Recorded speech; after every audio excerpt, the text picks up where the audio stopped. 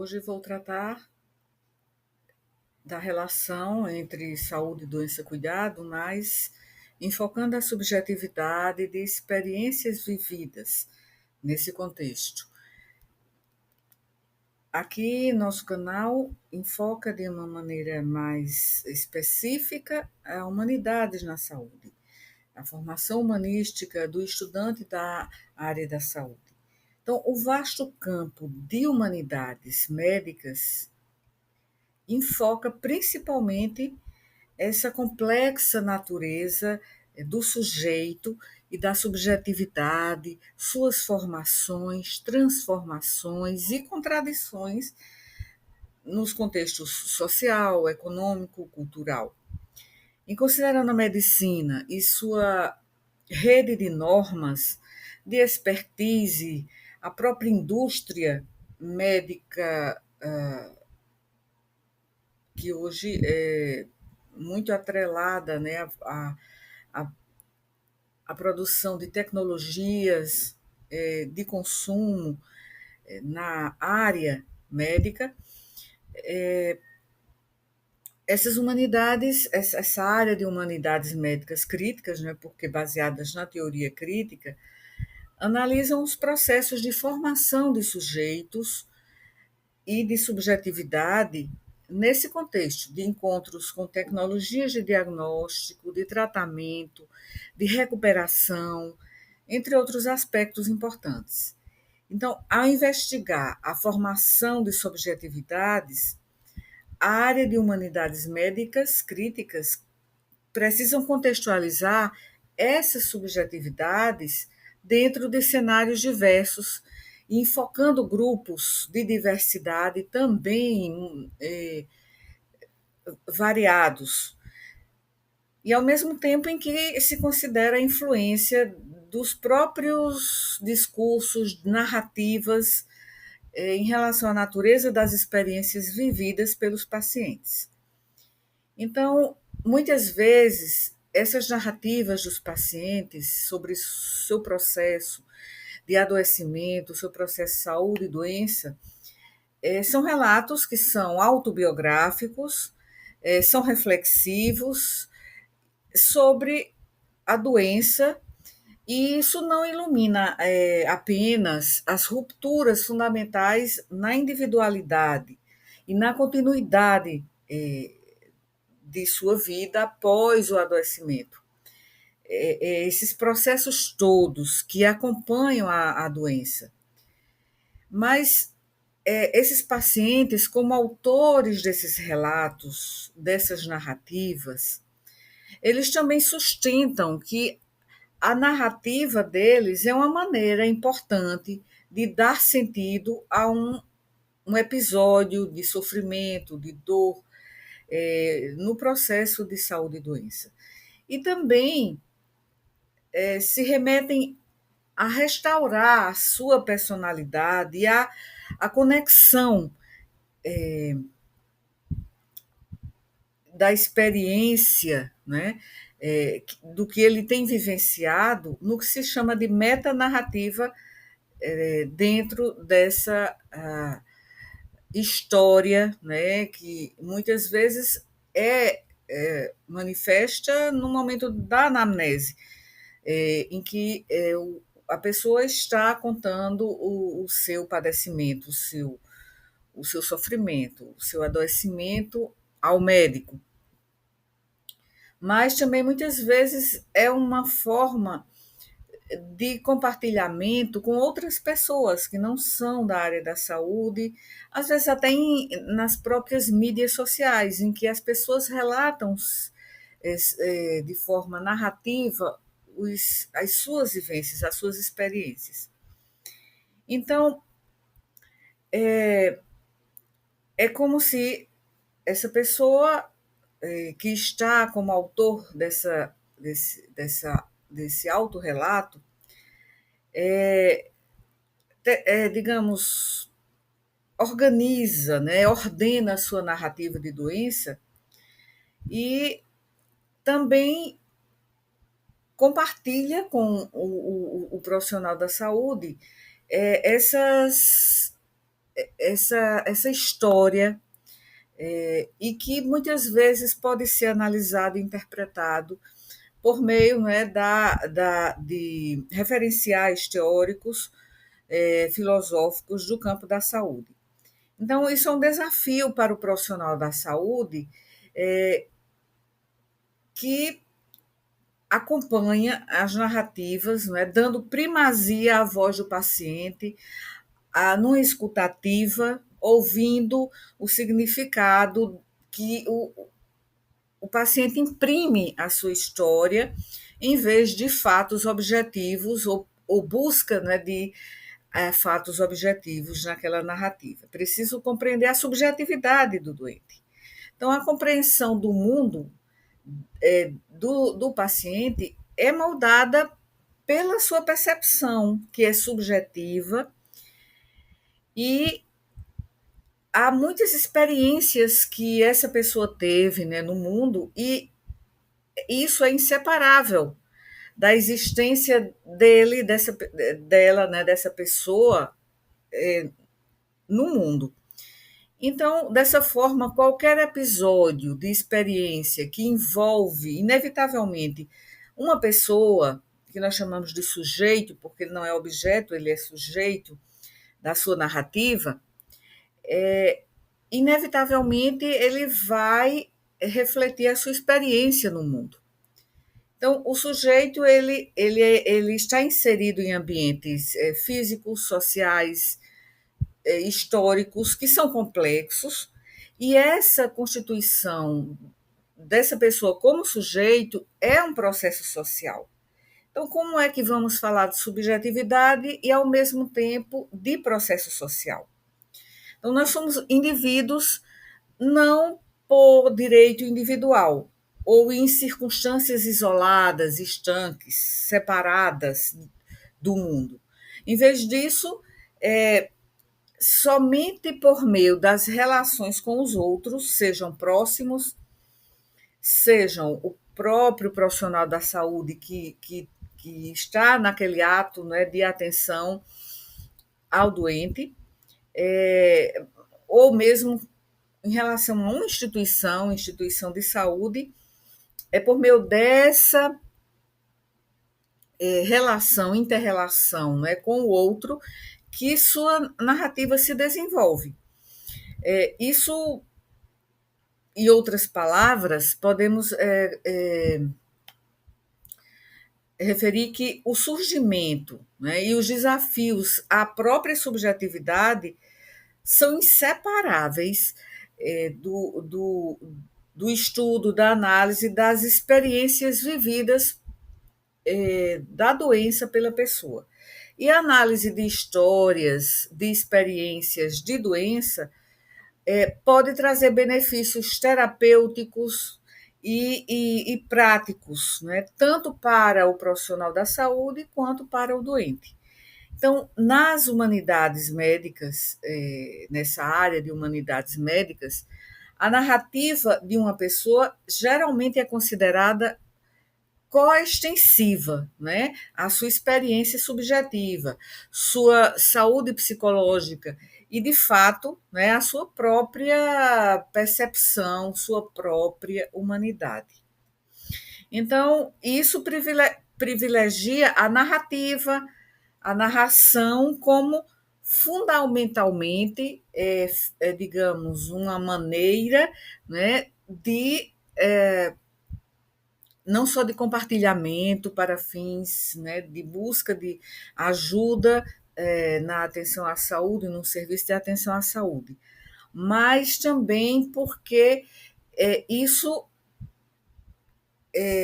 mostra a importância da narrativa do doente dentro da anamnese ou em outros contextos, para a sua própria autorreflexão, para o estabelecimento da relação com o profissional da saúde e também para a sua própria recuperação.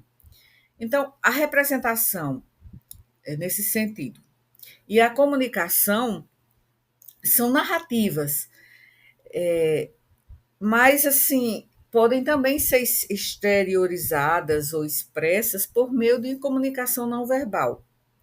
Mas, de modo geral, ela começa de uma forma narrativa, na construção de significados pelo próprio doente. A narrativa também não é isenta, não é de subjetividade, pelo contrário, ela é permeada de subjetividade. Por isso que ela requer uma problematização.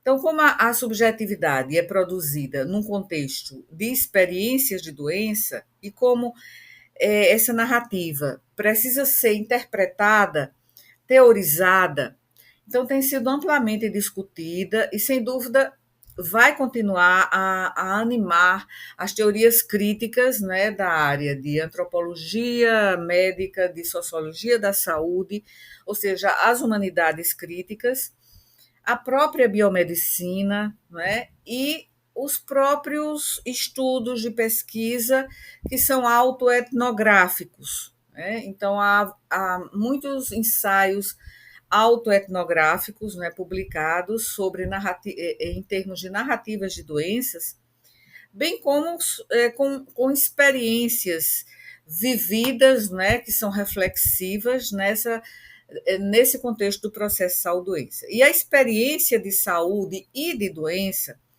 é mais do que o estado aparente do corpo de uma pessoa. É uma condição da subjetividade dessa pessoa.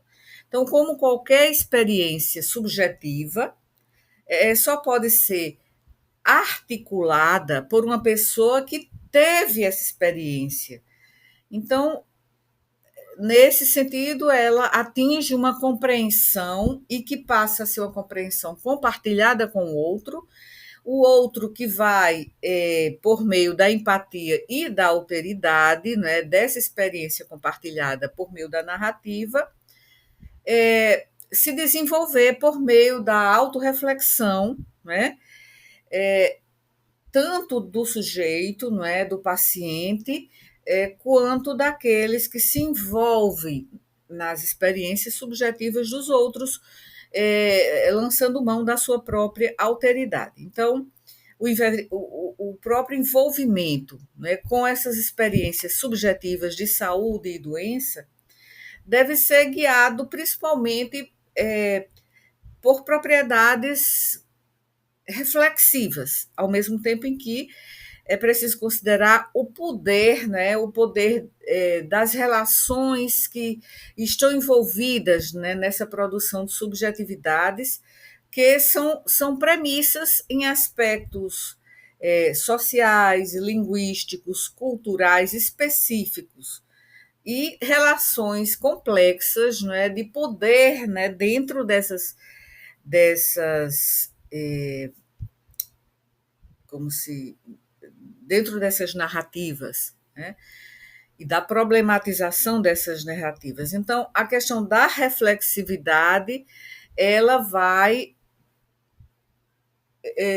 proporcionar subsídios, né, que vão ser novos fundamentos para compreender essas experiências dos pacientes. Então, é preciso entender também que a subjetividade, nesse sentido, é um processo contínuo e só pode ser pensado em termos, né, de compartilhamento de experiências. Então, embora, claro, dependa da narrativa, muitas vezes a própria subjetividade ela não vai ser capturada totalmente, não é, pelas narrativas que são compartilhadas e que são, pela escuta ativa, né, recebidas pelo interlocutor médico ou profissional da saúde. Porque, além disso, a interpretação dessas narrativas depende das vivências do próprio médico, do próprio profissional da saúde. Então, por isso que a narrativa ela se desenvolve por meio dessa subjetividade, da interpretação dessa subjetividade, mas na relação com o outro, na relação com os outros. Então, como meio e como prática, a narrativa é essencial para a produção desse conhecimento e nós precisamos considerar como essas subjetividades são articuladas por meio da própria narrativa e como elas também podem ser condicionadas pelas normas que governam essa articulação. Então, as narrativas das doenças ou do processo de saúde-doença, elas não são necessariamente, digamos assim, orientadas para digamos assim, a busca, não é, de um futuro psicologicamente mais saudável. Então, o futuro, nesse caso, permanece incerto. E a experiência, por exemplo, de uma doença mais grave, de um quadro diagnosticado como câncer avançado, nesse sentido, o futuro ele é muitas vezes imprevisível, ou então ele é mais ou menos sombrio ou precário. Então, é nesse sentido que não se, digamos, projeta essa narrativa sempre no futuro e sempre na obtenção da cura. Mas muitas vezes, né, contar essa história, ela não é sempre, como disse há pouco, o relato de fatos, né? Ou aspectos objetivos, porque é uma conquista interpretativa. Então, longe de serem histórias, né, que elas estão mostrando fatos objetivos, elas são reunidas de maneiras muitas vezes caóticas, envolvendo fios de memórias, né, no próprio processo da anamnese, interpretações que são conflitantes e muitas vezes lapsos, faltam, há lacunas naquilo que é apresentado como narrativa.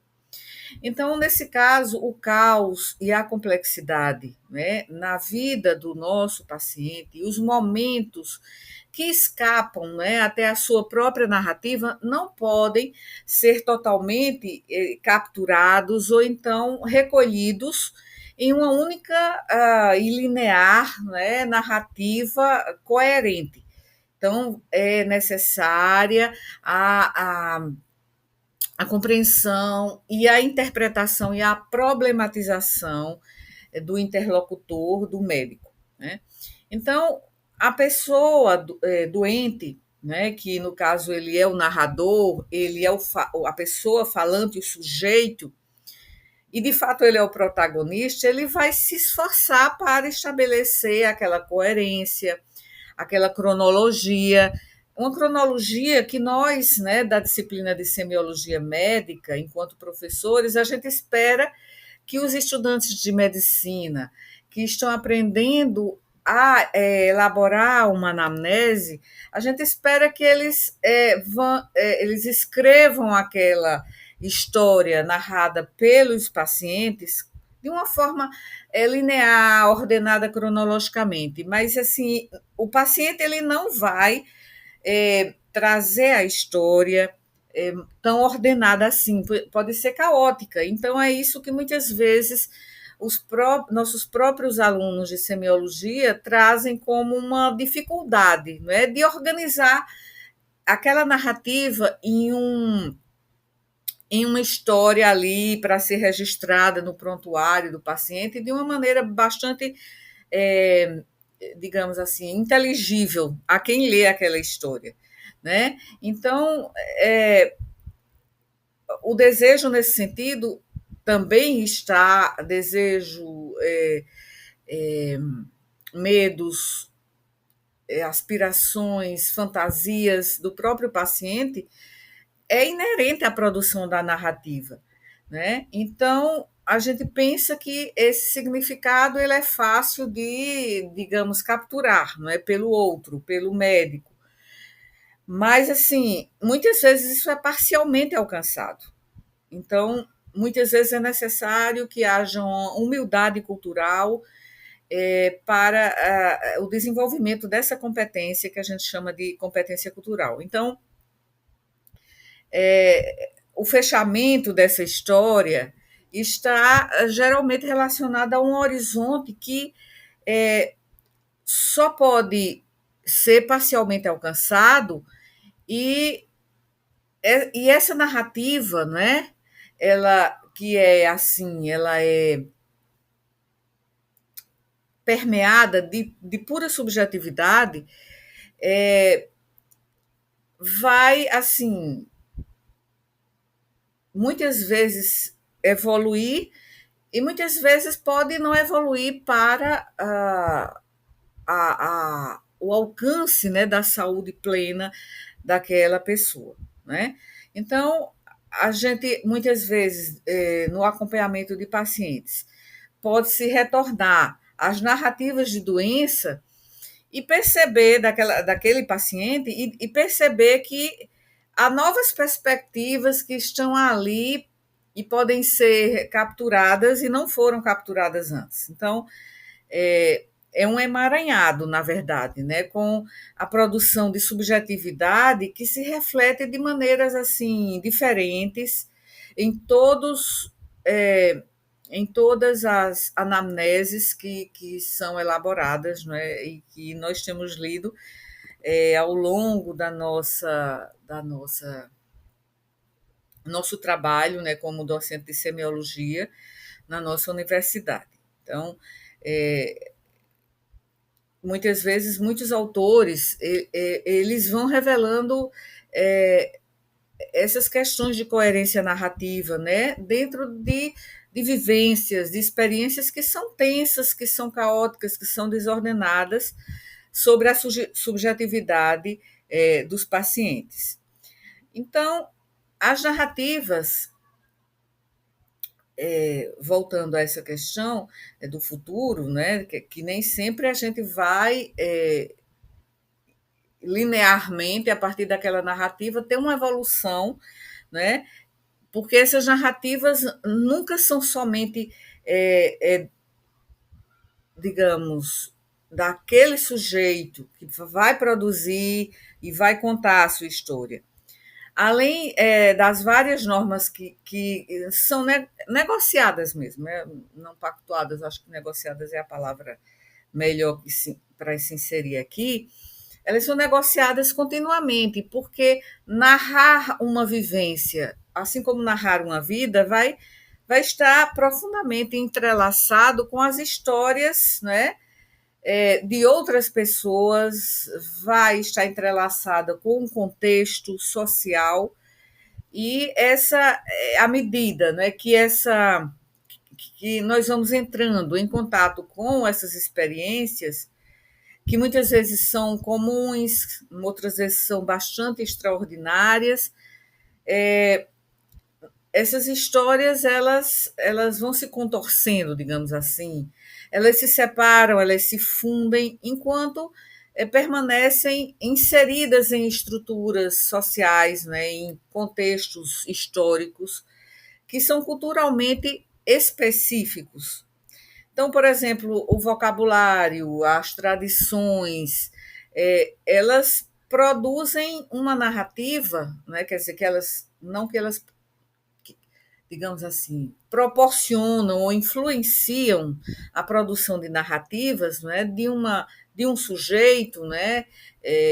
Que não são ferramentas universais, porque há uma diversidade muito grande tanto de identidades, quanto de visões de mundo, quanto de experiências e de contextos. Então, elas não sendo universais, elas vão flutuar de acordo com classe social, com cultura, tradições, valores, crenças, né? E até com o período histórico. Então, ao narrar, né, de forma subjetiva um padecimento, um adoecimento, os próprios pacientes eles recorrem a estratégias e a ferramentas para se tornar, digamos, inteligível para o outro, E assim ele conseguir estabelecer aquele rapport, né, aquela sintonia com o seu médico e assim conseguir apoio, conseguir obter o cuidado.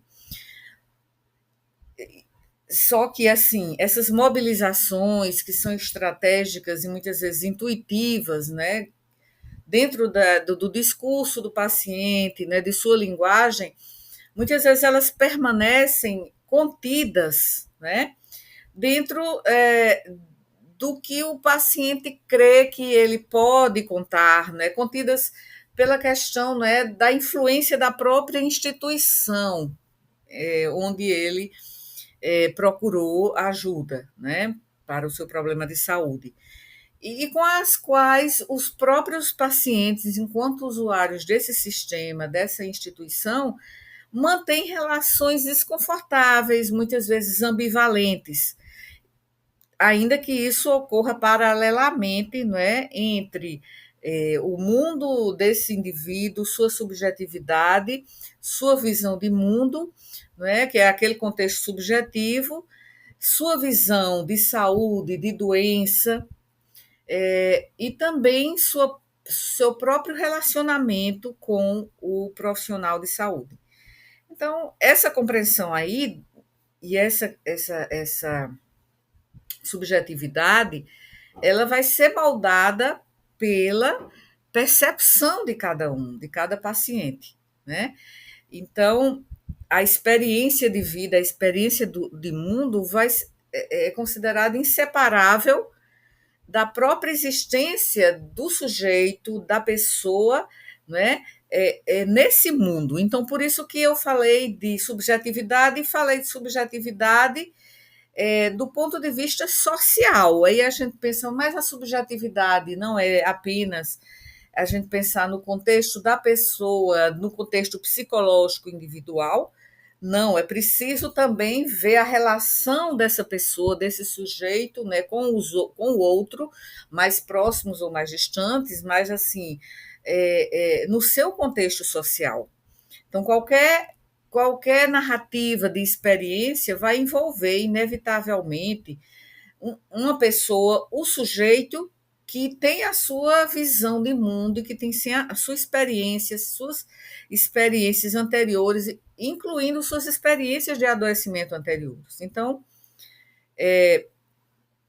essa pessoa ela vai estar inserido, né, nesses ambientes e ele se constitui a sua própria experiência, suas experiências e suas narrativas, elas vão se constituir dentro de um processo social. Porque, enquanto indivíduos, a pessoa, o paciente, ele não é um indivíduo por direito, né, individual ou em circunstâncias isoladas, como eu já antecipei neste mesmo vídeo. Por meio das relações com os outros, né? E dentro de contextos institucionais que ele vai desenvolver a sua narrativa. E é por isso que a gente fala em subjetividade, né, mais vista por meio de uma lente social. Então, aqui eu coloquei, aqui onde tem, aqui no diapositivo, e vou colocar também na descrição deste vídeo, coloquei aqui algumas referências importantes. Essas referências, elas se referem essas referências, elas dizem respeito à subjetividade e em relação às narrativas das doenças, né? Então, são textos, são artigos que falam também da própria exploração autobiográfica de doenças, né? Porque as narrativas, né, elas precisam ser estudadas por nós, né, que somos profissionais da saúde. A narrativa é essa série não de fatos, mas podem incluir fatos, mas inclui muita subjetividade ou a interpretação do sujeito dos fatos que ele vivenciou. Então, é preciso lembrar que essa história, essa narrativa, ela vai ter um começo, né? Uma série de eventos que vão se desenrolar, e um final, como toda a história, como todo o discurso. Então, essa narrativa ela pressupõe tanto o próprio narrador, quer dizer, a pessoa, o paciente, quanto um ouvinte, o médico que está ali com atenção, com escuta ativa. É, então, a gente está em um encontro em que são duas pessoas diferentes. Né? Então, os pontos de vista de cada um, do narrador, que é o paciente, e do seu interlocutor, né, que é o médico, vão afetar a história, como ela vai ser contada. Então, a narrativa é do indivíduo, claro. Né? Eu sempre menciono isso quando falo em anamnese. Em vez de simplesmente relatar o que ele faz ou o que é feito a eles ou o que acontece a eles, na sua visão, então essa narrativa ela vai também conter, como eu disse, a subjetividade do doente e como ele se sente e como as pessoas de suas relações com que ele convive de maneira mais próxima também se sentem a respeito deles. Voltando aí à questão, né, da subjetividade ter uma interpretação dentro do contexto social. Então, o que a gente percebe é que o treinamento, né, dos estudantes de medicina, que é convencional, que é tradicional, tende a ensinar os estudantes a ver a medicina como uma ciência, o médico como um investigador imparcial que constrói diagnósticos, né? Como faz. A gente assiste, os estudantes costumam muito acompanhar aquelas séries, né? Grey's Anatomy, a série House, né? Então a gente vê aquela forma de elaborar diagnósticos complexos, né, de maneira assim bastante rápida, mas assim o investigador não é imparcial, ele não vai construir esses diagnósticos, né, e os diagnósticos diferenciais como se fossem teorias científicas, excluindo possibilidades assim concorrentes ou paralelas de uma interpretação do que o paciente traz, né, em sua subjetividade. Então, mesmo os clínicos baseados em evidências, né, aqueles clínicos que sempre falam medicina baseada em evidência, né? Mesmo assim, esses clínicos eles defendem a importância da competência cultural do médico, do julgamento clínico, que muitas vezes é heurístico, não é? É baseado na sua própria experiência. Então, isso é importante. Então, o método clínico é um ato interpretativo que vai se basear não é, nem nas habilidades do médico para integrar as histórias que traz o doente. Essas histórias elas são, digamos, sobrepostas, como já mencionei, muitas vezes são contadas de forma desordenada, e assim a arte do médico de selecionar, né, o que é mais apropriado nessa narrativa para tomar uma decisão clínica específica, em determinada situação, ela vai ser adquirida, em grande parte, por meio do acúmulo de experiências, ou seja, é a própria heurística. Porque as histórias elas podem ser vistas como roteiros da doença dos pacientes. Então, aqui já falei sobre isso aqui neste canal, em vídeo sobre o desenvolvimento do raciocínio clínico. Então, são verdadeiros scripts, né? Muitos autores falam sobre scripts ou roteiros de doença, que um próprio médico ele tem na sua experiência, né, vivida com acompanhamento de muitos outros clientes. Então, existe uma dissonância, né, que se vivencia ao tentar aplicar os resultados de pesquisa científica no encontro clínico, que ocorre frequentemente, né, não existe uma dissonância, existe uma complementariedade, né? A gente não pode abandonar o paradigma narrativo-interpretativo, né? E ficar só pensando no que é baseado em evidências científicas. Na verdade, são complementares o paradigma narrativo-interpretativo e a medicina baseada em evidências, né? Então, a professora Trisha Greenhalgh, que ela é professora de ciências da saúde, né, na atenção primária na Universidade de Oxford, ela escreve muito sobre isso, né? Então, eu não coloquei aqui, mas eu vou colocar na descrição do vídeo uma referência importante. E eu li recentemente o que até suscitou, né, a ideia de gravar um vídeo sobre essa questão das narrativas de doenças e da subjetividade do sujeito, né, do paciente enquanto sujeito nessas narrativas, a partir do que eu li sobre uma autoetnografia que ela publicou em 2017, de sua experiência com câncer de mama e quimioterapia. Então, nesse ensaio, a Trisha Greenhalgh, ela considera o valor de uma narrativa íntima, pessoal, né, de doença, de tratamento, em contraste com a chamada visão acadêmica, visão científica, que aparece no que é registrado, não é? Academicamente, sobre essas experiências, às vezes até no registro da própria anamnese.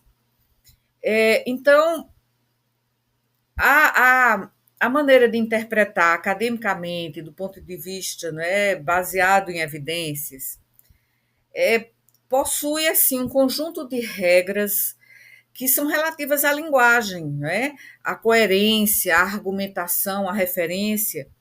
E um estilo, não é, principal, não é, por meio do qual as experiências de doença têm sido usadas, têm sido analisadas e têm sido publicadas, né? Mas muitas vezes essas narrativas em primeira pessoa, as narrativas de doenças, elas são apresentadas de uma maneira diversa. Por quê? Porque essa é uma narrativa subjetiva que precisa ser interpretado por meio, né, de uma lente interpretativa. Então, eu vou também colocar esse ensaio publicado pela professora Trisha Greenhalgh, sobre a sua experiência usando a etnografia, né, sua experiência de doença em relação ao câncer de mama.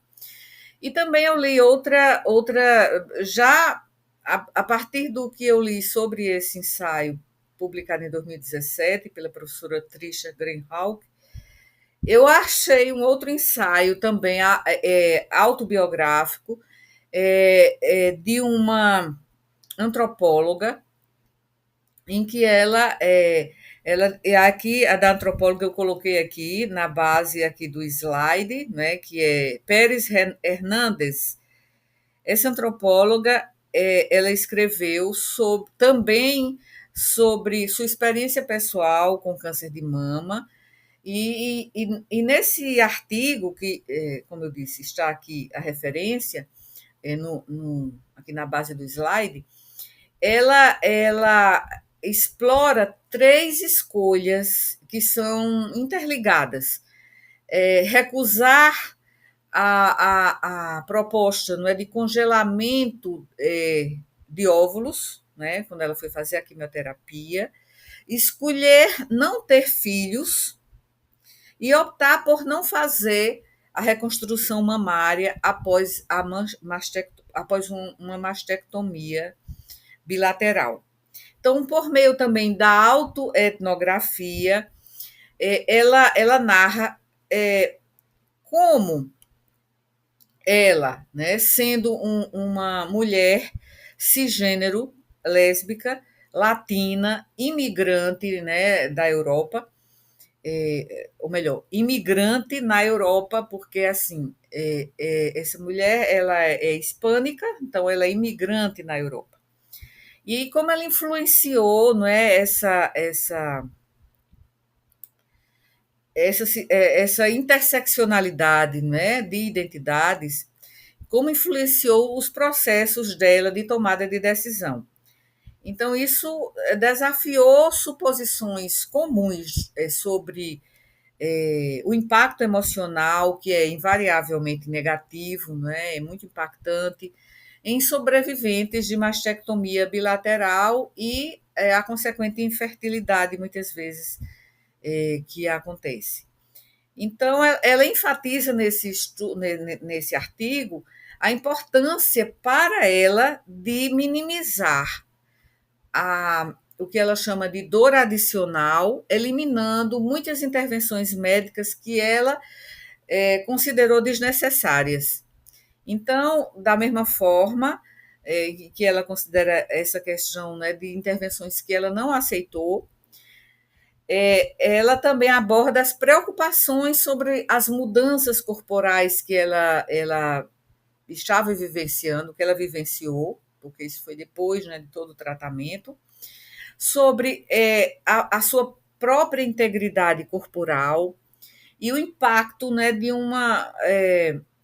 de haver também uma mutação genética, né, que pudesse estar presente em outras mulheres na sua família. Então, o objetivo dela ficou bem claro que foi lançar luz sobre lacunas na produção do conhecimento, compartilhando sua própria jornada, né, de uma perspectiva interseccional, minoritária, por ser uma mulher lésbica e imigrante, né, naquela situação de câncer de mama.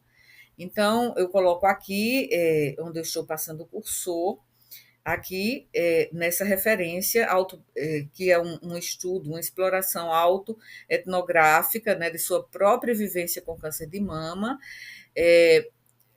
dessa mulher, que é antropóloga, não é? Ela é doutora em antropologia social, e ela também se interessa muito pela antropologia médica e reprodutiva, de gênero, e também de estudos feministas. Né? Então, essa compreensão, né, de saúde, ela muitas vezes é puxada, né, em direções que são conflitantes, né, com a própria medicina. Então, a relação entre a experiência subjetiva do paciente e a condição clínica que é objetivamente apresentada pelo médico, quando se enfatiza, né, esses aspectos objetivos, muitas vezes se perde alguns dos aspectos que são cruciais, né, do porquê a saúde importa para os usuários do sistema de saúde e porque a perda da saúde é também uma questão que vai permear toda a percepção, subjetividade desses pacientes, né?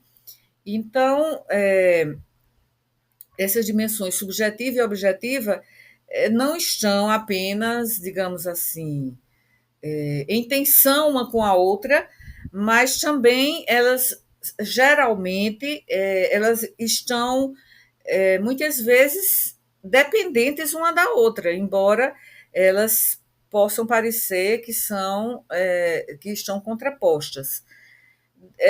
De modo que não se pode separar completamente essa visão subjetiva da visão objetiva. Então, aqui, essa questão é muito bem abordada aqui por Elizabeth Barnes, que está aqui também a referência, sobre essa questão de saúde, subjetividade, não é, em relação aos problemas de saúde. E é um artigo muito que foi publicado em 2023, né, bem mais recente do que o da professora Trisha Greenhalgh. Então, é importante que a gente considere essa questão, principalmente quando na própria antropologia médica, né, que é muito referido pela Pérez Hernandes, que eu mencionei aqui e cuja referência está aqui também na base do slide, ela refere e o que a antropologia médica fala sobre a visão do doente e a visão do médico. Então, são é, duas dimensões que, como a própria Elizabeth Barnes, ela diz que não podem ser separadas, mas que são conflitantes. Então, veja que isso é uma questão importante e que deve estar sempre na nossa mente, enquanto profissionais de saúde, enquanto docentes que estamos assim ajudando, facilitando a compreensão dos estudantes de medicina, no que a antropologia médica fala que pode ser considerada em illness e disease. Illness seria o ponto de vista dos pacientes em relação ao seu adoecimento, e disease seria a visão do médico, né? Que é justamente essa questão que mencionei agora, por fim, aqui neste vídeo. Então, agora finalizo essas considerações a partir dessas leituras que eu tenho feito recentemente, a partir desse ensaio etnográfico, né, da professora Trisha Greenhalgh, e que me fez, digamos, já empreender uma reflexão sobre essa questão da subjetividade, baseada na narrativa do doente, né, nas suas experiências de saúde, doença, cuidado, saúde, doença, tratamento, né, nas instituições de saúde. Bem, então, é isso que eu queria compartilhar aqui e deixar registrado aqui no nosso canal de Formação Humanística na Saúde, para a discussão, tanto entre os meus alunos, quanto entre os inscritos aqui neste canal, que se deparem aí com os meus vídeos navegando em busca desta temática, né, da subjetividade dos pacientes nas suas narrativas de doença. Então, até o próximo vídeo.